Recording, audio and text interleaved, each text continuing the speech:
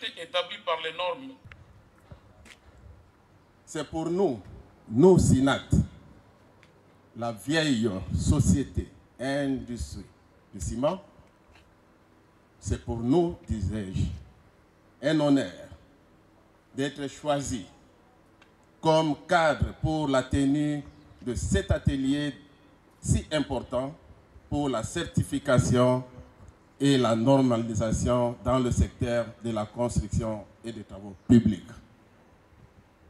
Cela étant, nous vous souhaitons la bienvenue et plein succès à ces ateliers qui démarrent maintenant. Je ne saurais vous remercier.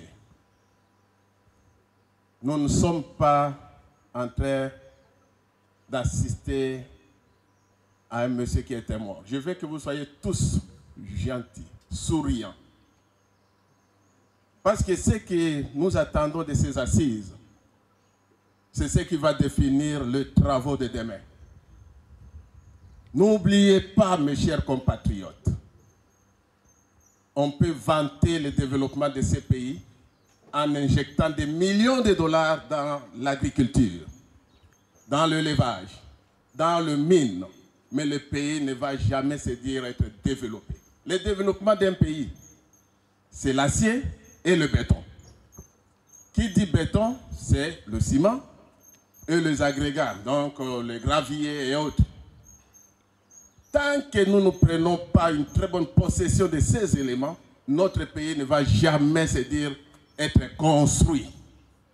On parlera peut-être, parce qu'il y en a qui disent la reconstruction de ces pays. Mais moi, je trouve que ce n'est pas encore construit. Pour que ça soit construit, il nous faut du béton, il nous faut de l'acier. Je pense que vous êtes de cœur avec moi. Marchons, définissons très bien le cadre tel que le mot le dit. Quand vous trouvez certaines personnes, on fait du VOB 10, enrobé 0,10 par exemple. Et là-dedans, ils mettent de n'importe quel gravier. Mais c'est le moment qu'on définisse. Qu'est-ce qu'il faut lorsqu'on va parler du VOB 0,10? Qu'est-ce qu'il faut mettre comme gravier lorsqu'on va parler de la grave bitume? Qu'est-ce qu'il faut? Bonjour mes amis. C'est ce que je venais de dire dans le mot de bienvenue. C'est un plaisir pour une société étatique, bien que mixte, parce que nous avons aussi des actionnaires qui ne sont pas l'État. Cette société, c'est une fierté de notre pays. Notre pays a besoin non seulement des SINAT QPC, mais des SINAT répartis dans plusieurs coins de notre pays.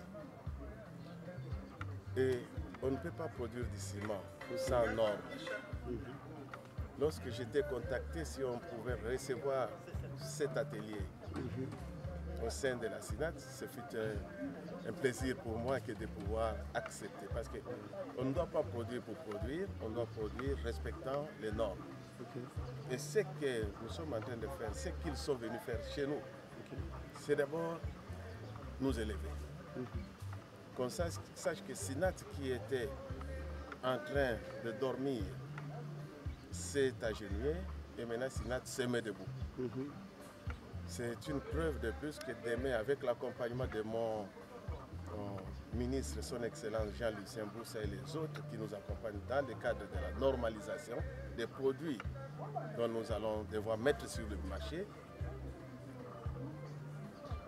ce plaisir partagé avec vous tous aussi qui êtes de QPC, nous ne pouvons que remercier le bon Dieu, notre Dieu de Simon Kimbangu, notre Simon Kimbangu, et à travers Simon Kimbangu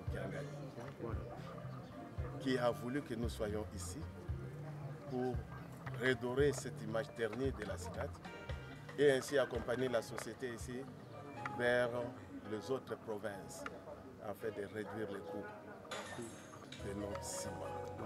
À deux fois. C'était avec les mêmes installations.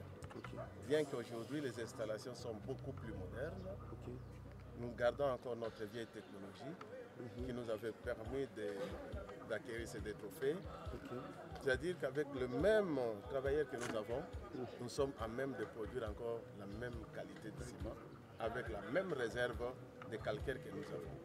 Imaginez-vous, si nous détenons la plus grande réserve de calcaire de toutes les cimenteries de Songololo, raison de plus pour que nous soyons compétitifs à 1000% afin que cela soit visible auprès de la population qui attend les résultats de cette relance. Nous allons relancer des activités avec l'accompagnement de son Excellent Monsieur le Président de la République, du gouvernement tout entier avec la Première ministre, ainsi que notre ministre de tutelle, Jean-Lucien Boussa, qui ne ménage aucun effort pour que nous y arrivions. Imaginez-vous, il ne dort pas pour le cas de la SINAT. Lorsqu'il nous voit, il dit « Je n'ai pas oublié SINAT ».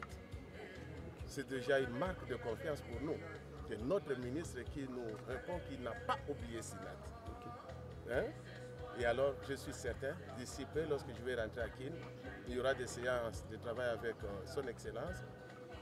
Les investisseurs qui sont en train de venir, nous allons les présenter chez lui après avoir reçu tous ces gens-là auprès de notre conseil d'administration. Je vais devoir les amener vers son Excellence. Et très bientôt, cette vieille usine va redémarrer, ainsi qu'une nouvelle usine, une nouvelle technologie qui va être installée ici pour le bien du peuple congolais. Et aussi, pas seulement ici, SINAT a une vocation nationale. On dit une cimenterie nationale. Mais alors pourquoi nous devons garder seulement cette usine? On doit aller dans le port à nos profondes à Banana. Nous serons à Kenge, nous serons à Katanda, où les deux jonctions, c'est-à-dire le corridor est-ouest qui partira de Banana jusqu'à Kalemi et autres, nord-sud passera toujours par Katanda. Ces points d'intersection, c'est là où nous allons implanter la cimenterie nationale pour pouvoir faciliter la construction de toutes ces infrastructures routières qui pourra relier l'Est-Ouest, Nord-Sud. Nous serons aussi à Bouta, nous serons à Mombaïmbongo et voilà. Donc c'est vous dire que c'est une grande entreprise riche plus que l'Amiba. Merci, monsieur.